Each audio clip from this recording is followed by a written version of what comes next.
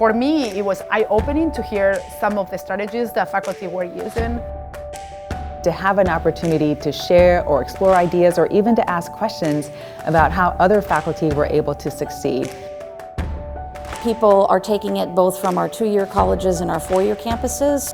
I wanted to engage because there was an opportunity to connect with folks across the different campuses. The learning community was a transformative experience for me. This effort is really about relationships. It's about bringing faculty cohorts together to make amazing things happen for their students. See one right over here. When we initially shifted to remote teaching and learning due to the COVID-19 pandemic, we were very much in react mode. There was a lot of uncertainty. We didn't know how long this was going to last. I did have on-ground classes that had to make that transition online.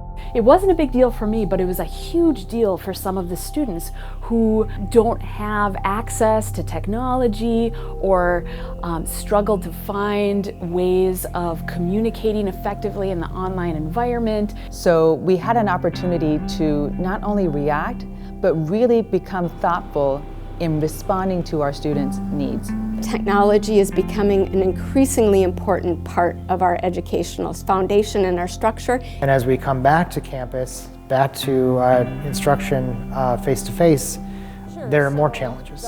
How do we make education possible for all students? How do we make education welcoming for all students? How do we work with our faculty and provide space for our faculty to make a difference for our students in ways that really move us forward in getting to that goal of Equity 2030, of eliminating opportunity gaps? Equity is not about being equal. Equity is about achieving the same outcome, but perhaps needing different sets of resources. There are so many opportunities for teachers across Minnesota to get involved with Teach Together Minnesota. The first opportunity is to attend the Teach Together Minnesota conference that takes place in the spring. And that was nice just to connect with other faculty across the system. One of the key benefits was the opportunity to break out into subgroups based on our teaching focus. So we had a social sciences group, for example, that I had an opportunity to help facilitate. Hi everyone, this is Mickey Huntington. And so we really focused on talking about challenges that social science instructors face. Every time we get all together within a discipline, in my case is biology, is a rich time for us. My wonderful colleague, Mel Ballard, has been doing wonderful work at the college level to try to advance Equity 2030 initiatives. We were discussing the merits of introducing research into the undergraduate classroom to make it more inclusive of what happens in the real world. Everybody starts in the same place with the same tools and the same unknowns. It's really a cancer genetics project done in fruit flies.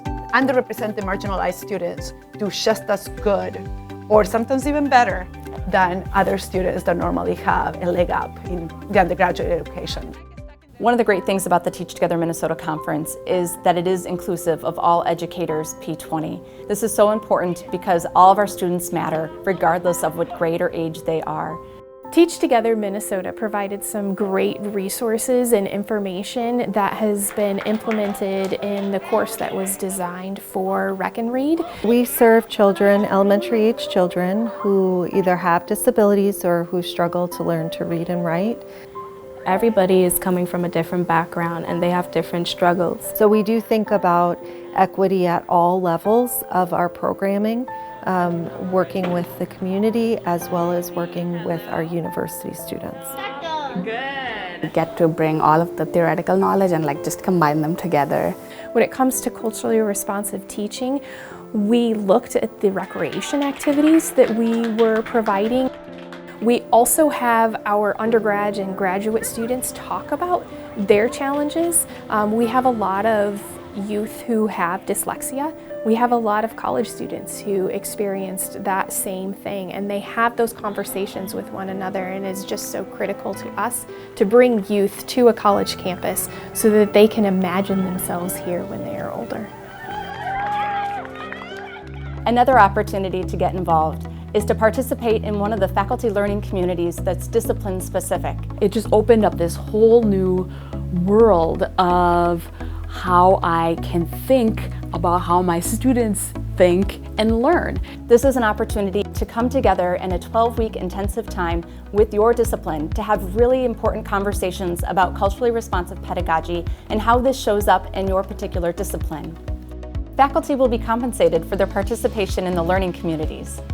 Chloe. The course I took was a 12-week course, which allowed a lot of time for discussion with colleagues and peers throughout the system, even some in my own college. There were other faculty who were interested in more inclusive grading, so I was able to connect with a few different faculty members who were exploring more equitable grading practices. By trying to use more equitable practices in my classroom, I'm hoping to reach those students that may not otherwise have been successful.